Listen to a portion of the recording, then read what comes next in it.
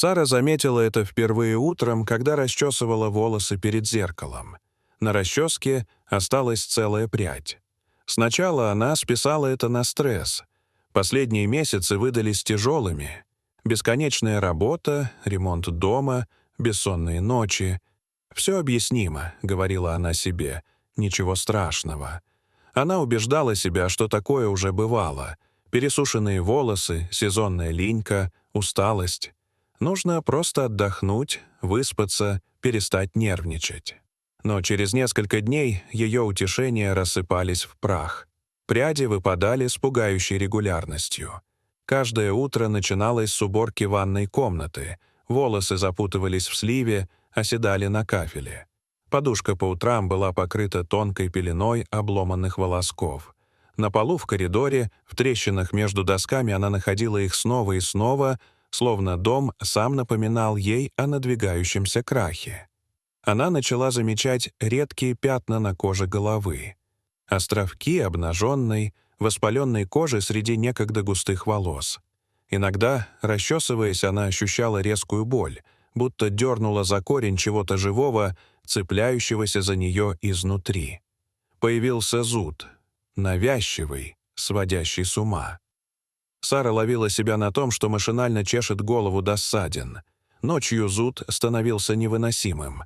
В темной тишине спальни ей казалось, что кожа головы дышит сама по себе, что под ней шевелится что-то крошечное, неведомое. Когда Джон, ее муж, однажды утром увидел ее мокрые волосы, почти полностью прикрывающие слив в душе, он понял, что-то серьезно не так. «Сара, это не просто стресс», — сказал он, стоя с комком ее волос в руках. Голос его дрожал, а взгляд был полон ужаса. Сара отвела глаза, чувствуя, как в горле поднимается волна паники, густая и удушающая. «Я думаю, это может быть онкология», — выдавила она шепотом и заплакала. На следующее утро они были в клинике. Доктор Грейс, спокойная, строгая женщина с внимательными глазами, не задавала лишних вопросов. Она осмотрела Сару тщательно, разделяла волосы на проборы, светила лампой на кожу головы, что-то записывала в блокнот. Когда Сара рассказала о легкой лихорадке, усталости, ночных потах, лицо врача стало настороженным. Доктор назначила анализы крови, тесты на онкомаркеры, соскобы с кожи головы. Время в ожидании результатов растянулось, как бесконечная зима. Сара чувствовала, как ее тело сдает. Волосы выпадали все быстрее, обнажая кожу, усеянную микротрещинами. Иногда ночью, просыпаясь от зуда, она находила под ногтями тонкие кусочки кожи, словно бессознательно раздирала себя во сне. Они обошли нескольких специалистов — терапевта, дерматолога, иммунолога. Каждый раз она слышала разные версии. Аутоиммунное заболевание, грибковая инфекция, гормональный сбой, нервная аллопеция. Ее кормили антигистаминами, мазями, успокоительными. Но ничего не помогало. Лечение становилось пыткой. Однажды после очередной процедуры в кабинете физиотерапии Сара потеряла сознание. Врач объяснил это переутомлением, но в глубине души она знала, что-то разлагает ее изнутри.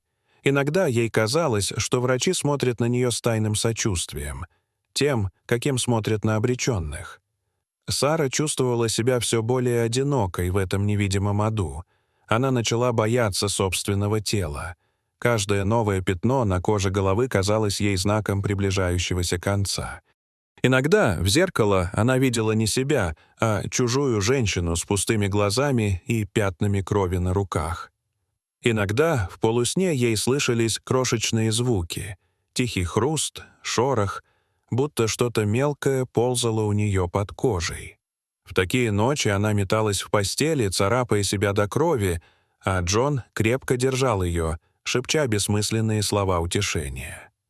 На третий день после очередного соскоба доктор Грейс вызвала их к себе. В кабинете стояла гнетущая тишина. Доктор аккуратно положила перед ними увеличенное фото с микроскопа. На снимке были изображены полупрозрачные существа, с заостренными головами и рваными клешнями. Они вгрызались в волосяные фолликулы, оставляя за собой черные, будто обугленные каналы. «Это дерматофаги», — сказала доктор. Сара смотрела на изображение как на кошмар, в который ее втянули без спроса. Доктор объяснила: редкие паразиты, обычно в тропиках. Иногда через зараженные ткани мебель попадают сюда. Их личинки внедряются в кожу, питаются кератином, разрушают корни волос. «Вы упоминали старое кресло, купленное на барахолке?» — спросила доктор. Сара кивнула, уже понимая. Доктор протянула им план лечения: противопаразитарные шампуни, пероральные препараты, иммуномодуляторы и обязательная полная дезинфекция дома. Лечение оказалось адом. Шампуни обжигали кожу, оставляя волдыри. Голова покрылась трещинами и язвами. Иногда Сара кричала в душе, когда горячая вода касалась израненной кожи. Ночью она чувствовала движения под кожей, медленные, еле заметные, но до ужаса реальные. В такие минуты ее охватывала паника, неконтролируемая, животная. Она вцеплялась в Джона дрожащая, едва удерживаясь от того, чтобы сорвать с себя остатки кожи. Джон не отходил от нее ни на шаг. Он обрабатывал мебель, выносил зараженные вещи, заказывал бригады санитарной обработки, мыл дом до изнеможения. Иногда он просто сидел рядом, держа ее руку в своих ладонях, пока Сара расчесывала голову снова и снова до крови, лишь бы стереть ощущение чужой жизни внутри себя. Только через месяц первые признаки улучшения начали проявляться. Зуд стал стихать. Новые волосы, тонкие, слабые, словно после пожара, пробивались сквозь рубцы. Но Сара изменилась. В ее взгляде теперь была та самая тонкая, почти невидимая хрупкость. Каждый раз, когда ветер трепал ее волосы, она вздрагивала. Однажды вечером, сидя на крыльце с чашкой чая, Сара посмотрела на Джона и тихо сказала: «Я каждый раз думала, если вдруг все пойдет не так, я хочу, чтобы ты знал, я была счастлива с тобой, несмотря ни на что». Он молча накрыл ее руку своей. Слов не нужно было. Они вместе прошли через это, но где-то глубоко внутри, в самые темные часы перед рассветом, Сара все еще иногда чувствовала легкий зуд, еле уловимое шевеление под кожей. И тогда она сильнее прижималась к Джону, напоминая себе, что это всего лишь страх. Дорогие зрители, что вы думаете об этой истории? Расскажите, пожалуйста, в комментариях. А если вам понравилось это видео, то ставьте лайк и подписывайтесь на наш канал. До свидания.